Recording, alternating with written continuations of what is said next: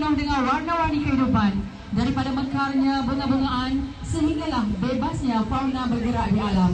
Semuanya menggambarkan keharmonian, kekuatan dan keunikan yang tersendiri. Hormat! Yang penuh dedikasi daripada Hormat! murid-murid pendidikan khas tampil mempersembahkan berbagai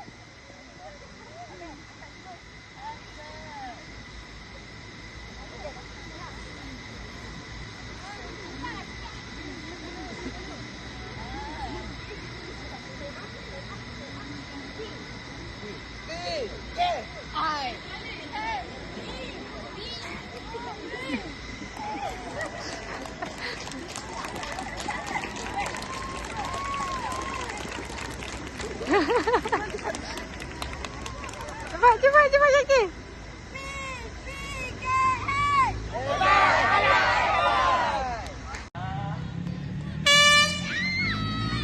Ya, itu dia acara 100 meter kategori perempuan PPI telah pun dilepaskan. Go. Satu kali. Oh, hebat ya, jauh dia tinggal kawan-kawan dia ni.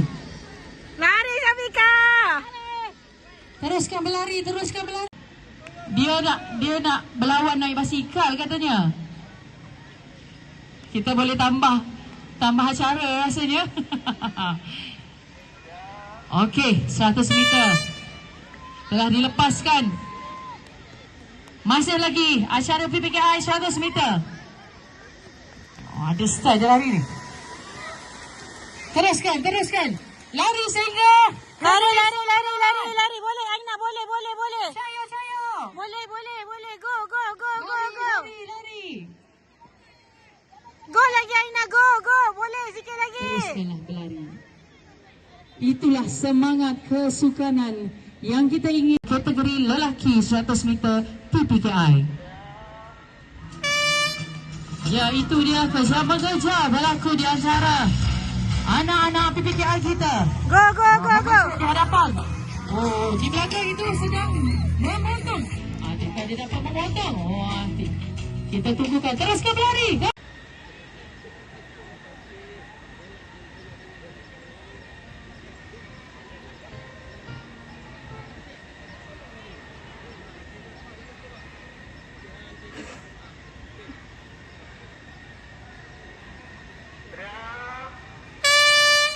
Ya, itu dia acara 100 meter akhir PPKI kategori lelaki telah pun dilepaskan.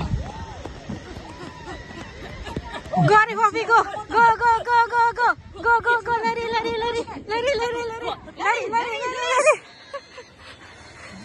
Very good.